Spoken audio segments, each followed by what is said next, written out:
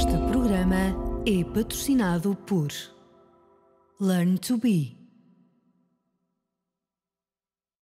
Segundo o dicionário, autoestima significa apreço ou valorização que uma pessoa confere a si própria, permitindo-lhe ter confiança nos próprios atos e pensamentos.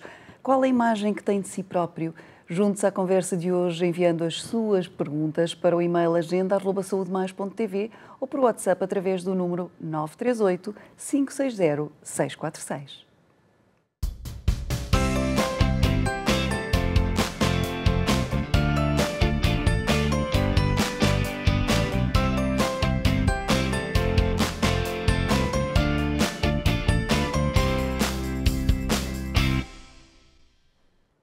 Certamente já ouviu uma amiga dizer que gostava de ser mais alta ou que, se pudesse, mudava uma série de coisas em si própria.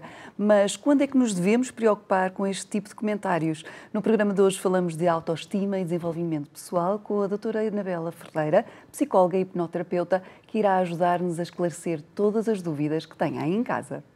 Olá, doutora Anabela, bem-vinda. Olá, Sandra. Antes de mais, muito obrigada pelo convite. Como dizia na introdução, muitas vezes as pessoas não se valorizam, querem sempre, quem tem cabelos lisos quer caracóis, quem tem caracóis quer cabelos lisos. Isto pode ser um sinal de que a pessoa tem baixa autoestima ou não? Quando é que devemos identificar? Bom, definir autoestima não é fácil, ok? Muitas vezes usamos erradamente este conceito. Por exemplo, quantas vezes já escutamos assim uma amiga dizer: olha, coloca este vestido bonito que a tua autoestima vai ficar lá para cima. Não é verdade. Não é um indicador externo, mas sim interno. Tem mais a ver com o cerne do nosso ser, ok? A verdade é que todos nós temos aqueles dias que dizemos: bem, eu sou um fracasso. Faz parte, mesmo para quem tem uma boa autoestima. Sim, tem esses dias, essas horas que diz eu sou um fracasso, mas passa, não é um pensamento persistente, não é um pensamento que acaba por bloquear o seu dia-a-dia, as suas tarefas, as suas concretizações, ok, as suas realizações, mas a verdade é que todos nós temos esse tipo de expressões. Apenas é considerado uma baixa autoestima quando esse tipo de pensamento é frequente, é o pensamento de que eu não sou bom o suficiente, eu não vou ser capaz. Quando nós não temos uma apreciação positiva na nossa pessoa, aí sim podemos considerar que existe uma baixa autoestima. E em que situações é que a baixa, ou seja, em que a baixa autoestima deve ser encarada como um problema a resolver? Imagino quando condiciona a nossa vida, mas em que situações? Olha, existem inúmeras situações, não é? A baixa autoestima está na base das nossas atitudes, das nossas ações, interfere mesmo nas relações, com amigos, com o nosso parceiro, a nível também de trabalho. Porquê? Porque não nos deixa mostrar quem nós somos, qual é o nosso real valor, não nos deixa querer saber mais, querer aprender mais, faz-nos ter vontade de ficarmos assim mais escondidos num canto e de não nos queremos mostrar, não nos queremos aprender mais porque achamos que não vamos ser capazes de aprender, logo não nos inscrevemos num curso, não avançamos na nossa formação, por exemplo. Quando vimos isso, sim, estamos perante um cenário de baixa autoestima. E a que situações é que isto pode acontecer? Ou seja, pode atingir qualquer um de nós, mas as situações de baixa autoestima têm prevalência em algum tipo mais de pessoa ou não? Existiu um estudo em Berne que fala exatamente disso.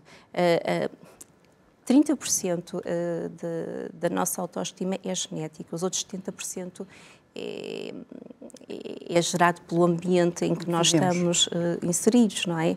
Ambiente familiar, escolar, tudo isso vai contribuir para a nossa autoestima. 30% nasce connosco, é um facto, mas depois os outros 70% vamos adquirir no ambiente onde nós estamos inseridos. Entre os 4 e os 10 anos é quando uma criança, sim, está ali no momento certo para desenvolver, para criar aqui uma boa base, uma boa estrutura, se bem que a nossa autoestima vai-se... É para a vida. Vai-se construindo, não é? Vai-se construindo, é para a vida. Nós entramos ali no auge da nossa autoestima aos 60 anos, ali entre os 60 e os 70, depois ali a partir dos 70 anos, vamos começar outra vez a crescer, portanto a autoestima não é imutável, vai sofrendo oscilações. Mesmo quem tem uma boa autoestima acaba por sofrer oscilações perante um acontecimento de vida, por exemplo, um divórcio, uma perda, perante um problema mais a nível profissional, dificuldade em relacionar-se com colegas. Isso pode contribuir para que a nossa autoestima tenha ali uma flutuação. Mas não existe uma idade que se possa dizer que, olha, nesta idade é mais, estás mais suscetível a ter aqui uma... Tem a ver com as situações da vida. Sim, existe uma altura certa para nós podermos desenvolver uma boa autoestima, que é entre os 4 e os 10 anos. Sim, é aí que... Se deve estimular. Sim, que se deve estimular. E que os educadores devem mesmo insistir, não é? A tal parentalidade positiva, consciente, onde se rege pelo elogio, não pelo castigo, mas sim pelo elogio, pelo reforço positivo. Sim, é nessa altura que devemos aqui nos focar. E a partir daí, mesmo que ao longo da nossa vida, numa fase adulta, passemos por grandes desafios, quem tem esta boa base acaba por se aguentar melhor. Isto não quer dizer que não tenha também problemas no futuro, que diga assim, eu não vou ser capaz, mas no fundo agarra-se em si próprio e diz assim, não, chora, podes agora ir abaixo e a seguir levanta-te e segue, continua, tu consegues, tu és capaz, é muito por aí, ok? Ou seja, ter uma boa autoestima é isso que eu gostava aqui de reforçar. Não é estarmos sempre bem, não é estarmos sempre confiantes, não é só dizermos eu sou muito boa, eu nunca choro, eu nunca fico ansiosa. Não, eu fico ansiosa, eu assumo, eu fico ansiosa. É saber lidar com isso, não é? Exatamente, é saber lidar com isso, ok? E assumirmos e aceitarmos até tudo o que nós estamos a sentir, porque é exatamente quando nós não nos escutamos, quando nós não nos permitimos sentir, que não vamos conseguir ultrapassar e tornarmos seres mais bem resolvidos. Porque isto é um trabalho para todos nós. Exato. E para a vida. Comecemos então pelas questões dos nossos espectadores. Filipa Magalhães, de 49 anos, diz-nos: tenho uma filha com 13 anos que desde criança sempre foi muito tímida e reservada. Com a chegada à adolescência começou a mudar e a fazer amigos. No entanto, vejo-a muito preocupada com a imagem e o que as amigas pensam dela, procurando uma validação. Faz parte do crescimento ou devo estar atenta? Como poderei ajudá-la nesta fase? A adolescência é aquela fase, já todos nós passamos, em que nos questionamos, em que nos pomos mais em causa, em que acabamos sempre por nos comparar, não é? Com o amigo, com o colega. Sim, é importante os pais estarem sempre atentos, a tentarem perceber em casa como é o diálogo do seu filho, se é um diálogo mais construtivo, em que ele se valoriza, se é um diálogo em que ele, por outro lado, também pode até rebaixar os colegas. É importante os pais transmitir a mensagem de que, filha, tu não és melhor do que ninguém, nem és menos do que ninguém, tu és um ser único, só existes tu, como tu és, e é importante estar presente nestes momentos e tentar perceber como é o diálogo do filhote, de que forma é que ele lida com os colegas, e ir reforçando apenas positivamente os filhotes. É nesta fase da adolescência, quando se procura a validação dos outros, que também podem surgir problemas, bullying ou problemas de distúrbios alimentares? Sim, sim. Principalmente para aqueles adolescentes que têm uma baixa autoestima, não é? Vários estudos mostram que um rapaz com uma boa autoestima, por exemplo, inicia a sua atividade sexual mais cedo, não é? Do que um rapaz com baixa autoestima. Assim como nas meninas, uma rapariga que tem uma baixa autoestima inicia a sua atividade sexual mais novinha mesmo. Daí haver muitas questões de gravidez na adolescência, tem muito a ver com... As meninas têm muito aquela necessidade depois de ser acolhidas e quando um rapaz dá atenção, uou, eu estou a ser valorizada, eu estou a ser observada, que bom. e então acabam por se deixar ir facilmente. E sim, questões também de alimentar, não é? Anorexia, compulsão alimentar também tem muito a ver com as questões da baixa autoestima, porque lá está, é uma fase em que facilmente nos comparamos com o outro, em que queremos ter as pernas daquela menina, da Ana, da Joana, queremos ter os olhinhos azuis também da Antónia, não é? Então é mais fácil, sim, isso acontecer, mas daí a importância de, entre os 4 e os 10 anos, reforçarmos os nossos filhos com reforços positivos para que eles, chegando a esta idade, não seja tão penosa a adolescência. E saibam enfrentar, no fundo, depois estas questões todas. Sim, sim, sim. Neste caso, esta mãe já está aqui com alguns alarmes. É prematuro dizer que há aqui um problema, ela deveria haver uma avaliação? Depende. Se passar mais de um mês, se calhar é importante até ir à escola, conversar com os professores, também verem se realmente se aperceberam de alguma alteração, até de concentração na escola, porque é algo que também se reflete na concentração quando há uma baixa autoestima, acaba por haver aqui uma comorbilidade. E claro que sim, é sempre uma mais-valia levarmos os nossos filhotes a um psicólogo. Eu defendo que todos nós deveríamos de fazer psicoterapia. Eu também faço. Se eu quero ser uma boa profissional e uma pessoa bem resolvida, também devo fazer e eu também faço. Portanto, é sempre uma mais-valia. É uma maneira de apostarmos em nós. Sim, exatamente. Nos tornarmos cada vez seres melhores, não é?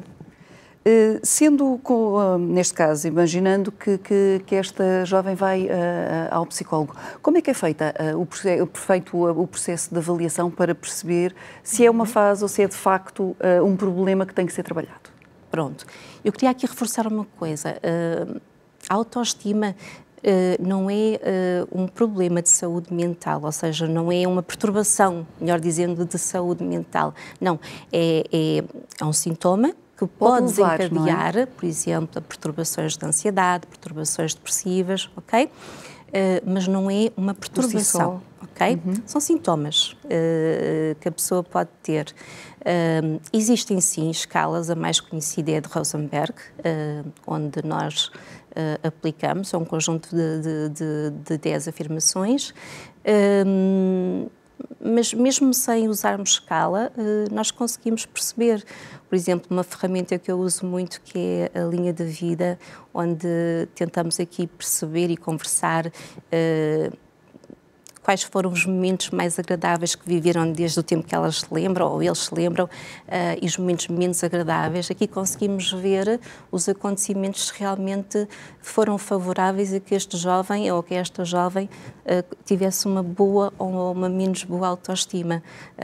Mesmo sem aplicar uma escala, conseguimos perceber isso, sim. Numa conversa consegue-se perceber esse lado da pessoa, não é? Consegue sim. Pelos acontecimentos, não é?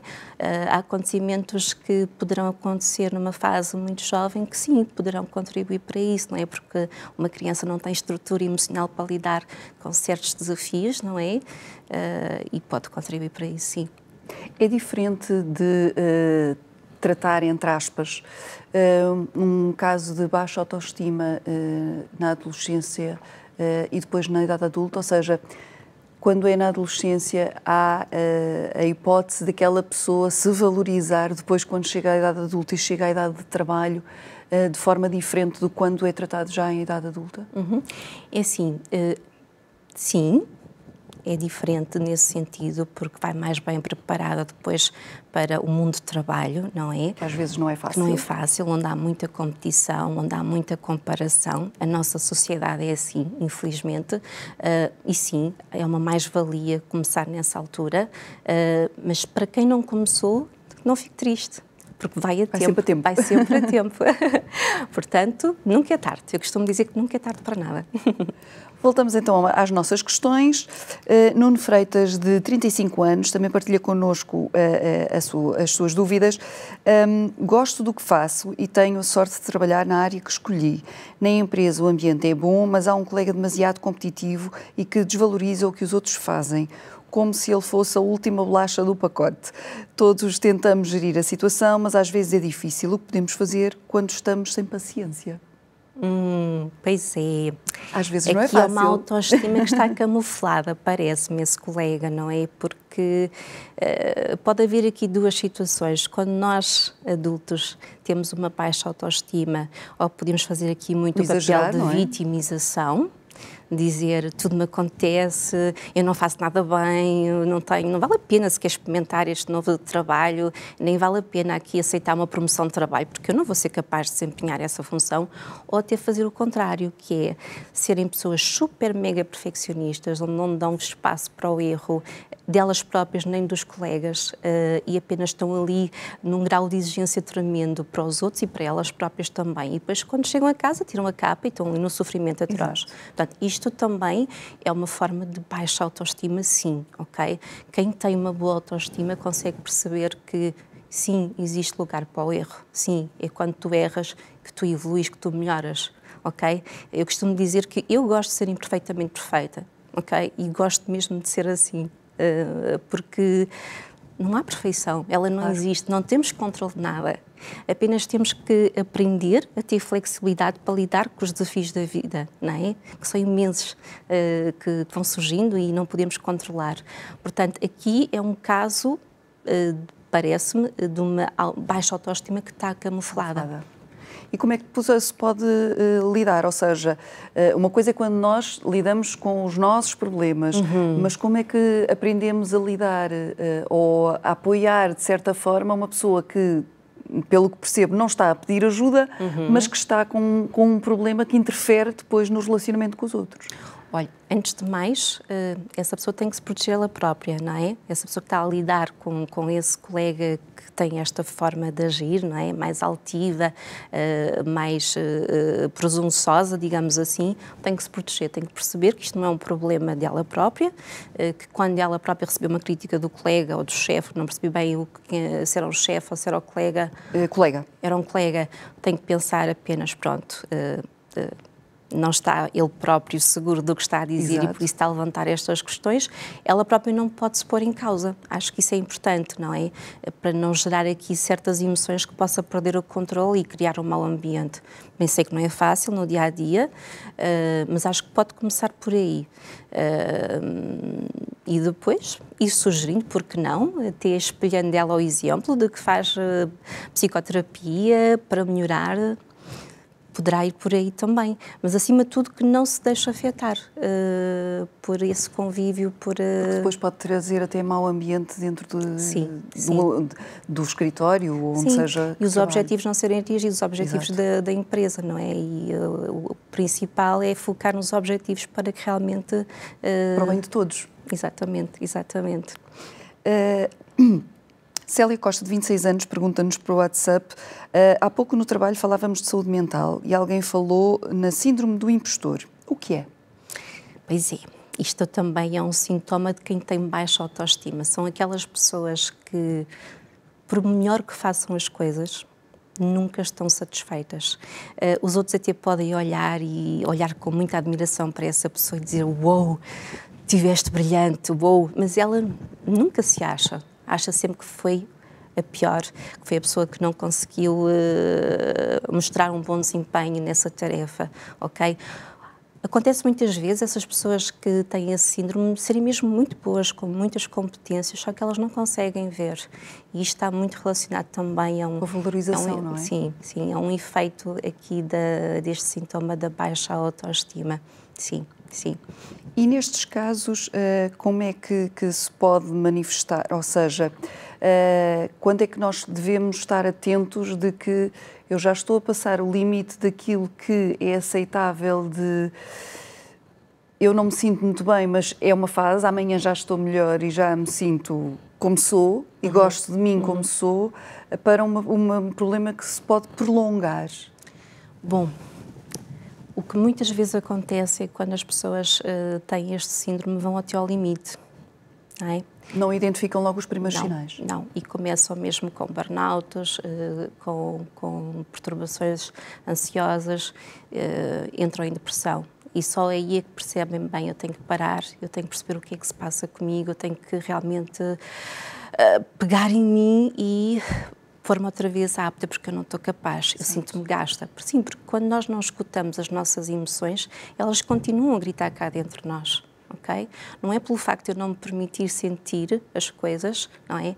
Não me permitir nomear até o que eu estou a sentir, que as coisas não estejam aqui a gritar dentro de nós e que não estejam a fazer um efeito menos positivo, que não estejam aqui a bloquear, que não estejam a impactar a nossa vida nas diferentes dimensões, ok? Portanto, acho que é importante todos nós aqui perdermos um bocadinho esta ideia de que temos que ser perfeitos, que temos sempre que dar o nosso melhor. Não, há dias que não estamos tão bem e está tudo bem, ok? É mesmo pensar, hoje não estive tão bem, eu aceito, eu escuto-me, o porquê que eu hoje não estive tão bem, o que é que estava ali dentro de mim que não estava a permitir-me dar o meu melhor, e é acolher, abraçar essa emoção. Aceitarmos-nos, não é? Aceitarmos, sim, e termos autocompaixão. É muito importante também termos autocompaixão. É muito importante percebermos de onde vêm esses medos, não é? E tentar aqui fechar os olhos, respirar fundo e pensar, ok, deixa-me escutar a minha criança interior, deixa-me ver o que é que ela me quer dizer, o que é que eu não escutei lá atrás, o que é que ela viu que não compreendeu. Claro que isso cria dor. Não é? Mas é importante para passarmos e evoluirmos. À fase seguinte, que é da aceitação. Exatamente. Okay? Precisamos nos permitir a dor, não é? Eu costumo dizer quando alguém entra em terapia e as pessoas querem logo, quando é que eu vou ter resultados? Eu nunca digo. Depende de pessoa para pessoa, é um processo. Mas sim, digo sempre isto. Antes de melhorar, vai piorar, certamente. Porque se vai mexer na parte que às vezes as pessoas tentam camuflar, não é? Na tal ferida, que a pessoa pensa que cicatrizou, mas não. Basta um pequeno toquezinho e a ferida abre. Vamos a mais uma questão, a da Sónia Fernandes, de 32 anos. Tenho cancro de mama e com a quimioterapia não só me caiu o cabelo, como sinto o meu corpo diferente. Não gosto de me ver ao espelho e acabo por afastar as minhas amigas com esta minha atitude. Sinto que preciso de mudar, mas não sei por onde começar. Pode ajudar-me? Pois é uma perda que esta senhora está a viver. A Sónia? Sim. Sónia, é uma perda que a Sónia está a viver. Há uma alteração na vida dela, não é? Ou está a haver muita coisa que ela está a deixar de fazer, a rotina dela passou a ser diferente, não é? Só isso mexe com as nossas emoções, não é? Só o facto de estarmos a mudar a nossa rotina, não é? Mexe com as nossas emoções. O facto de ela estar-se a sentir menos capaz, não é? Porque sabemos que os tratamentos são agressivos e deve-se sentir também com menos força. Os medos também devem estar aqui a gritar. Mas acho que ela deve-se permitir passar por todas essas fases da perda, não é? Porque aqui há uma perda. E fazer um luto. E fazer o luto. E para isso não fazê-lo sozinha. Fazer com um profissional de saúde, ok? Nós somos seres que precisamos de partilhar. E não somos menos por dizer aquilo que estamos a sentir. Okay? Às vezes é um significado que somos fortes até quando nos permitimos dizer eu hoje não estou bem, eu hoje sinto-me triste, eu hoje sinto-me vulnerável. Está tudo bem. O facto de ela já ter esta consciência de que quer mudar e que precisa é o primeiro passo. É sem dúvida, está no caminho certo. É um caminho que tem que percorrer, onde vai haver altos e baixos, mas que eu tenho a certeza que se ela quiser com muita força e com ajuda, vai conseguir. Vamos agora à última questão, da Andreia Soares, de 43 anos. Sempre gostei de aprender coisas desde criança. Já tentei inscrever-me em cursos, mas depois acabo por desistir porque sinto que não consigo dedicar-me como devia. Existe alguma forma de eu aprender a gerir melhor o meu tempo, equilibrando melhor a minha vida pessoal e a profissional? Sim. É importante também aqui uma questão que ainda não frisei e que vou aproveitar até para frisar. A nossa vida é constituída por um todo, não é? Existem 4 dimensões. Existe a dimensão profissional, a dimensão pessoal, a nossa qualidade de vida e a relacional, não é? É importante saber dividir o nosso tempo em todas estas dimensões, até para que não entremos em desgaste. Nós também somos seres que precisamos de sentir o prazer, não é? E precisamos ter esse tempo também para nos relaxarmos, para nos permitirmos aqui abrandar o ritmo e depois voltar com mais motivação, com mais energia, mais foco. Portanto, é ela permitir-se flutuar e persistir, porque muitas vezes também o que acontece é que quando temos uma baixa autoestima acabamos também por procrastinar, que é uma característica também de quem tem uma baixa autoestima, mas é pegar em si e pensar, olha, hoje vou ler o livro que preciso ler e vou dedicar 10 minutos à leitura desse livro. E estabelecer assim metas. E em cada dia estabelecer assim metas, 10 minutos que eu vou dedicar à leitura deste livro. E depois isto é um hábito. É mais vale começar por pouco e fazer as coisas passo a passo, que é para não começar logo aqui com muito, dizer assim, hoje eu vou começar com a leitura logo de 20 páginas. Não, mas só fazer a pouco e depois cria-se o hábito, não é? No fundo, objetivos reais, e não utópicos, quase. Que é para não frustrar, porque muitas vezes o que acontece é que frustramos e também desistimos. Exato. No fundo, devemos sempre valorizar-nos, aceitando-nos com qualidades e defeitos. Exatamente, Sandra. Obrigada, doutora Anabela, por estes conselhos tão válidos sobre a autoestima que faz parte de nós, no fundo, e da nossa personalidade. Que é um trabalho para a vida, reforço. No programa de hoje conversámos sobre autoestima e desenvolvimento pessoal. Esteja atento ou atenta aos pequenos sinais que possam revelar um problema maior. E já sabe, nunca devemos descuidar a nossa saúde mental e, se preciso, devemos procurar ajuda especializada. No próximo programa regressamos com mais um tema e um especialista para responder às suas questões que nos poderá fazer chegar através do e-mail agenda@saudemais.tv ou por WhatsApp através do número 938 560 646. Se preferir, poderá ainda entrar em contato connosco através das redes sociais.